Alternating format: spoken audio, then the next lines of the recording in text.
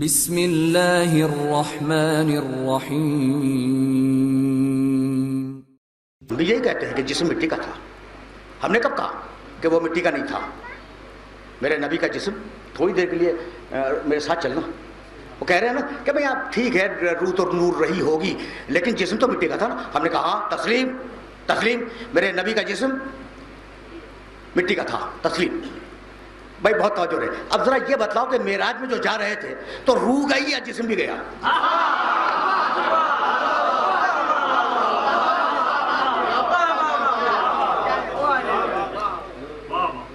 آسانی سے کہہ کے نکل جائیں گے کہ میاں روح گئی تھی، ٹھیک ہے نا، جانے نہیں دوں گا۔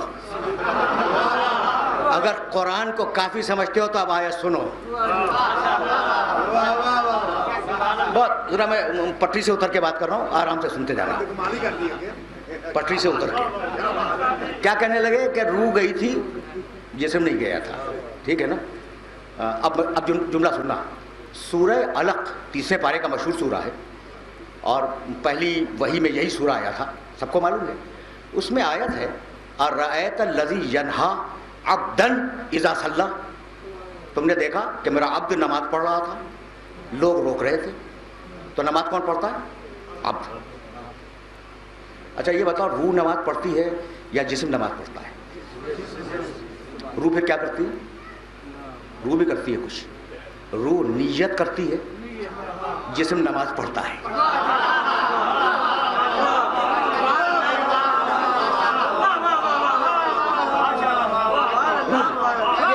یہ ٹیم ورک ہے، نماز ٹیم ورک ہے۔ تنہا جسم نماز نہیں پڑھتا، تنہا روح نماز نہیں پڑھتی۔ روح نیت کرتی ہے، جسم نماز پڑھتا ہے۔ تو عبد کسے کہتے ہیں؟ جس میں روح بھی ہو جسم بھی ہو۔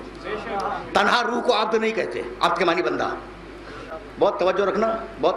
تنہا روح کو عبد نہیں کہتے، تنہا جسم کو عبد نہیں کہتے۔ اب کسے کہتے ہیں؟ روح اور جسم جب ایک ساتھ ہوں۔ نوجوانوں سے پوچھ رہا ہوں، بزرگوں کو تو میں نے کبھی خطاب کیا ہی نہیں۔ یہ جو نوجوان بیٹھے ہیں نا ان سے پوچھ رہا ہوں بھیا عبد کے معنی، جس میں روح بھی ہو اور جسم بھی ہو، اسے کہتے ہیں عبد۔ عبد کے معنی طے ہو گئے؟ بھائی بہت توجہ رہے، میں نے طے نہیں کیے۔ آیت نے کہا عبد کے معنی جس میں روح بھی ہو جسم بھی ہو۔ اب معراج کی آیت پڑھوں، سبحان الذی اسری بعبدہ۔ رہنا رکے رہنا اس لیے کہ مٹی کو دیکھنا ہے، ٹھیک ہے، جسم تو مٹی کا تھا، اس مٹی کو چیک کرنا ہے، ٹھیک ہے نا۔ تو اب چلتے رہو۔ تو اب کون گیا معراج میں؟ عبد گیا۔ تو اب تنہا روح نہیں گئی، اس کا جسم بھی گیا۔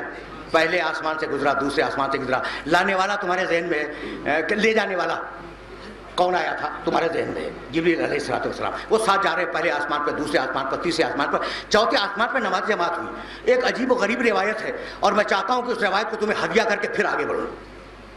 چوتھے آسمان پر نبیوں کو حکم ہوا میرا حبیب آ رہا ہے، تم ایسا کرو کہ اس کی اقتدا میں ایک نماز پڑھ لو۔ یہ روایت تمہیں ہدیہ کر کے جاؤں گا اور بہت پڑھے لکھے مجمع میں یہ بات ہو رہی ہے۔ کیا حکم آیا؟ نبیوں کو آیا 1,23,999۔ دیکھو میرا نبی آیا ہے اور ہم یہ چاہتے ہیں اے نبیوں کہ تم اس کے پیچھے نماز پڑھو۔ پیغمبر آگے بیٹھے، سارے نبیوں نے صف بنائی، بن گئی صف۔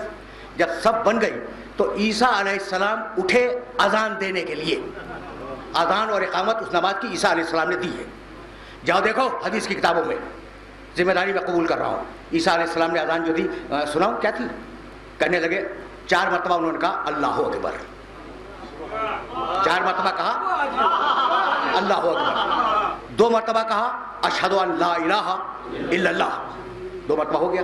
2 مرتبہ کہا اشہد ان محمدن رسول اللہ، یہ اتنا کہہ کے رک گئے اور مڑے رسول کی طرف، اذان دے رہے ہیں نا، مڑے رسول کی طرف کہ یا رسول اللہ آپ نے علی کو اس وقت کہاں چھوڑا؟ یہ خدا اور رسول کے نام کے بعد تیسرا نام اذان میں کیسے آ گیا؟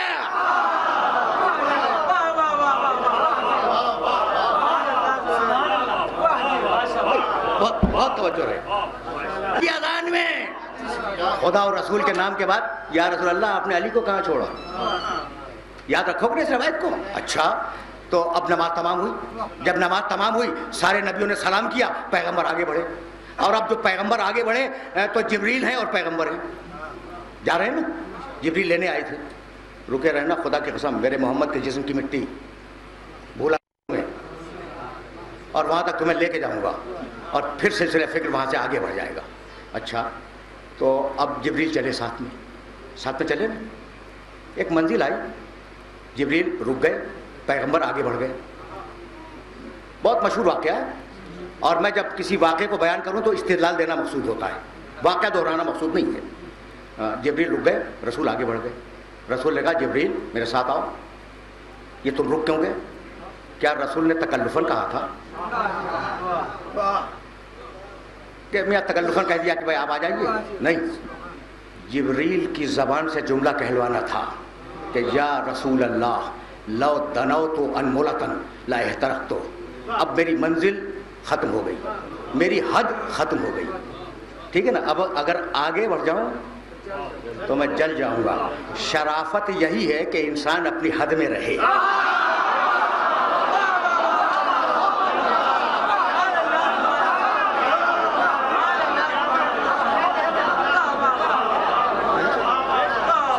شرافت یہی ہے کہ انسان اپنی حد میں رہے, ورنہ جلنے سے بچ نہیں سکے گا.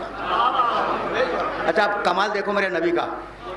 یا رسول اللہ اب اگر میں آگے بڑھ جاؤں تو میں جلنے سے بچ نہیں سکوں گا, جلنے سے بچ نہیں سکوں گا اگر میں آگے بڑھ گیا تو.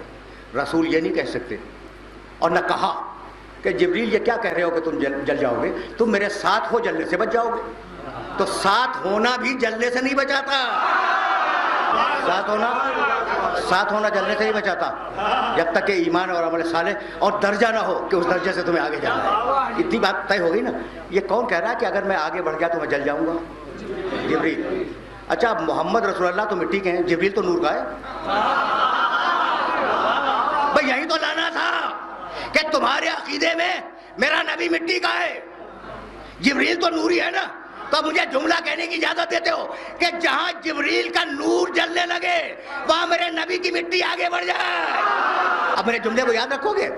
تھا مٹی کا جسم تھا, لیکن ایسی مٹی جس پر ساری دنیا کے نور قربان ہو جائیں.